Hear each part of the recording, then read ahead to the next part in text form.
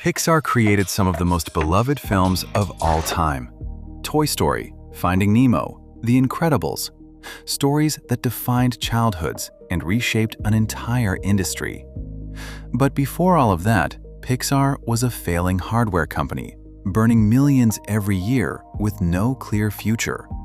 And at one point, even Steve Jobs was ready to walk away. This is the story of how Pixar almost died before it changed animation forever.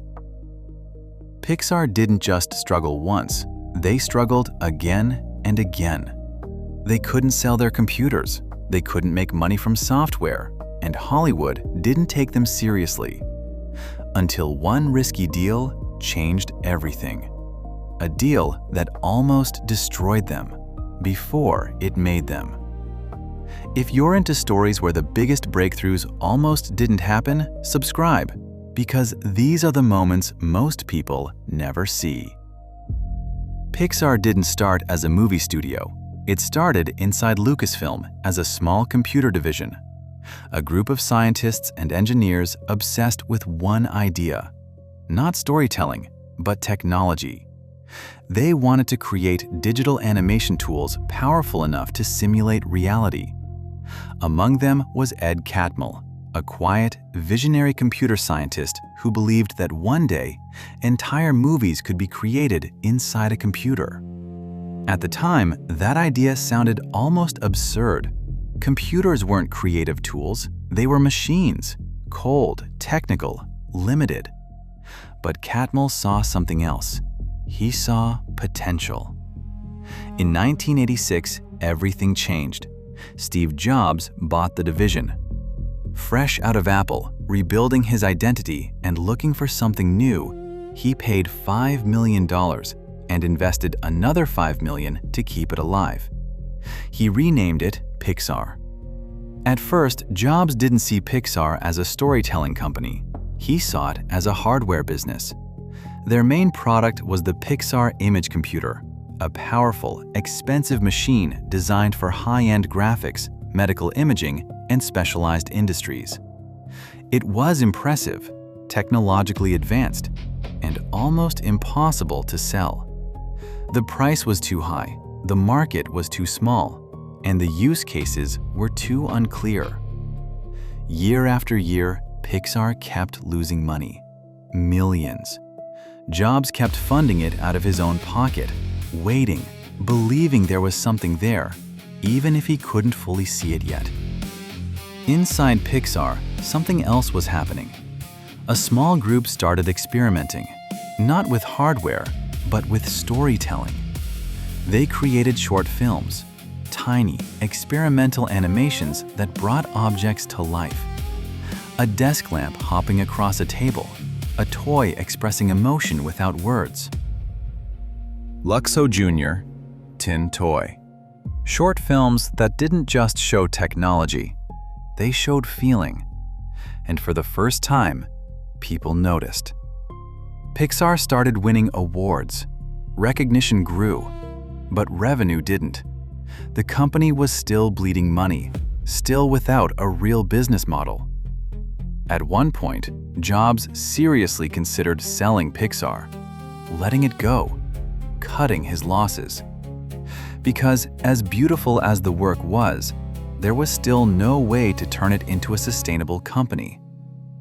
Then came the deal. Disney. At the time, the undisputed king of animation.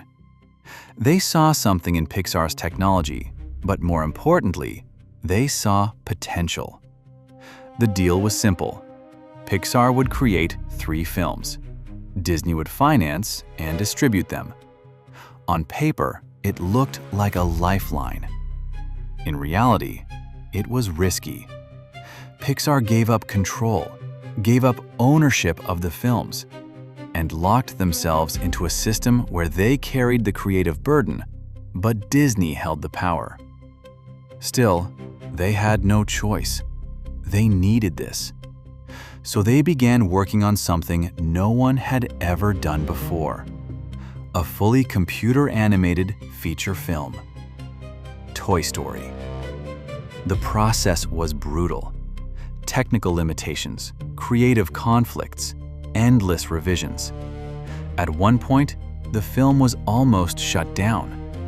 Early versions didn't work. The characters felt off. Woody, the main character, was written as sarcastic, unlikable. The heart wasn't there. Disney pushed back hard, demanding changes. And slowly, painfully, Pixar rewrote the film. They softened Woody. They deepened the relationships. They found the emotion. When Toy Story finally released in 1995, everything changed. It was a massive success, critically acclaimed, financially powerful. And more than anything, it proved that this wasn't just technology. This was storytelling, a new kind of storytelling. Pixar had done it. They had survived. But they weren't free, because the deal with Disney meant Disney owned the films, controlled distribution, and took the majority of the profits. Pixar created the magic. Disney owned the outcome. Over time, that tension grew. Film after film, Pixar delivered hits. A Bug's Life, Toy Story 2, Monsters, Inc. But the imbalance remained until Steve Jobs stepped in. He had waited long enough. Pixar was no longer a struggling experiment. It was a powerhouse, and he knew it. Jobs pushed back, hard. He renegotiated, challenged Disney, even threatened to walk away, because now Pixar had leverage. And then came the twist. In 2006, Disney didn't just renew the deal. They bought Pixar for $7.4 billion. Steve Jobs became Disney's largest individual shareholder. Ed Catmull and John Lasseter took creative control of Disney Animation. The outsider became the system. And Pixar, the company that almost didn't survive, ended up reshaping the very industry it once depended on. Pixar didn't win because they had the best technology. They didn't win because they had the perfect plan. For years, they had neither. They won because they didn't let the idea die. They kept going long enough to find the right partner at the right time. Persistence kept them alive. Timing made them explode. And together, they changed everything. And here's something most people don't know. In early versions of Toy Story, Woody wasn't the warm, loyal character we remember today. He was harsh, sarcastic, even unlikable. It was only after major rewrites that the character and the film finally worked. Sometimes the difference between failure and history is one decision to try again. And if you think Pixar's story is about creativity, wait until you see what happens when a company loses itself by creating too much. Because Lego didn't almost fail by standing still. They almost failed by doing everything. Now I want to hear from you. Which founder, company, or rise and fall story should we cover next? Drop your ideas in the comments, and it might just become the next episode of The Founder Files.